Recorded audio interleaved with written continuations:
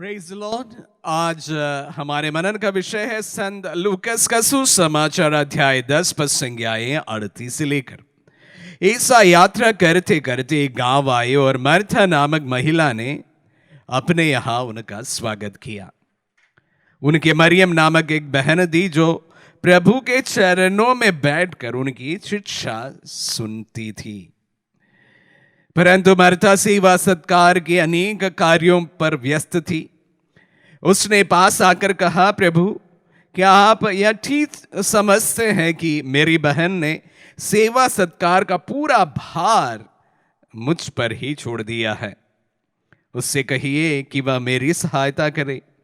प्रभु ने उससे उत्तर दिया, मर्था मर्था, तुम बहुत ही बातों के विषय में चिंतित और व्यस्त हो, फिर भी एक ही बात आवश्यक है।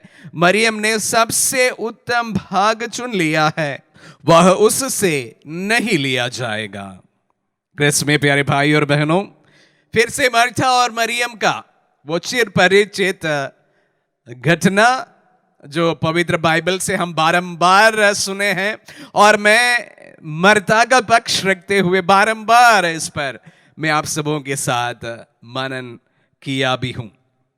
लेकिन आज मेरा पूरा कंसंट्रेशन मरियम पर मैं रखना चाहूंगा। किस प्रकार मर्था प्रभु की सेविकाई का अभिन्न अंग था और किस तरह मर्था ने प्रभु को मसीह के रूप में पहचान लिया था, जिसके बारे में मैंने पहले ही आपसे जिक्र किया हूं। इसलिए आज हमारा मनन का विषय सिर्फ मरियम है, और मरियम जिस तरह से बहुत ही प्रेम भाव से प्रभु के वचनों को सुनती रही, उस पर हम मनन करेंगे। प्रभु के वचनों में कहा गया कि वह प्रभु के चरणों पर बैठकर उनकी शिक्षा सुनती रही। कोई भी शिष्य अपने गुरु के चरणों पर बैठकर शिक्षा ग्रहण करते हैं। ये बात हमारे भारत के परिप्रेक्ष्य में भी गुरु शिष्यों के बीच में जो संबंध है और जिस तरह से गुरु शिष्यों को शिक्षा देते हैं, उस परिप्रेक्ष्य में भी 100% सही मालूम पड़ता है।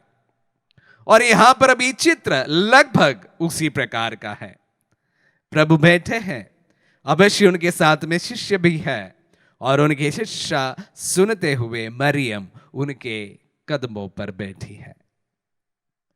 कदमों पर बैठने वाला हमेशा एक शिष्य ही होता है। यहां पर मरियम उनके सबसे महत्वपूर्ण शिष्य जैसे उनके चरणों पर बैठी हुई हमें दिखाई देता है।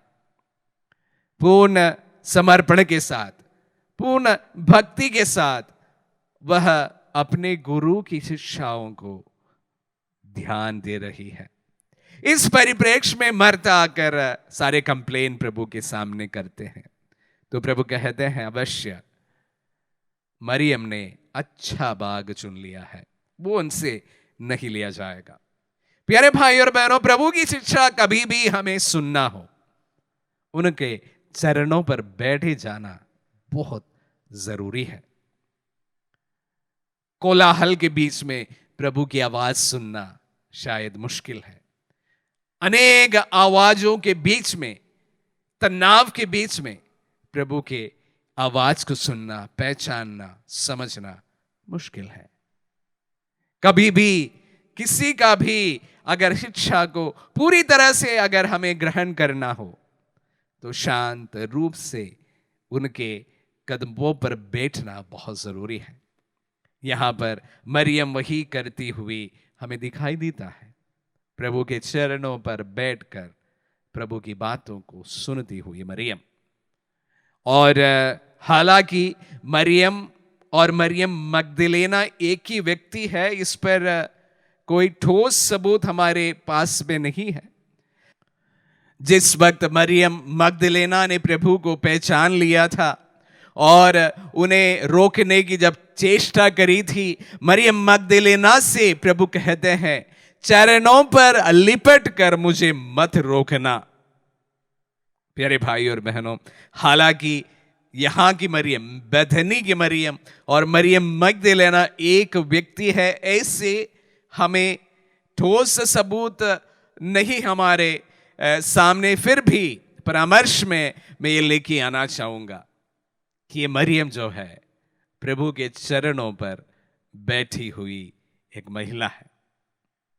अगर जब भी हमें लगे कि हमें प्रभु की आवाज को सुनना है, उनकी बातों को सुनना है, उनकी बातों को समझना है और उनसे बातें ग्रहण करनी है, उनके सानिध्य में, उनकी उपस्थिति में, उनके चरणों पर समय बिताना बेहद जरूरी है। इस आराधना भी आप सबों को प्रभु के साथ कुछ पल गुजारने का वक्त बन जाए। विश्वास कीजिए, प्रभु जिस तरह मरियम से बातें करें, उसी प्रकार ठीक हमारे साथ में भी वह बातें करेंगे, हमें भी अपनी शिक्षाएं जरूर प्रदान करेंगे। प्रभु को सुने। आमीन।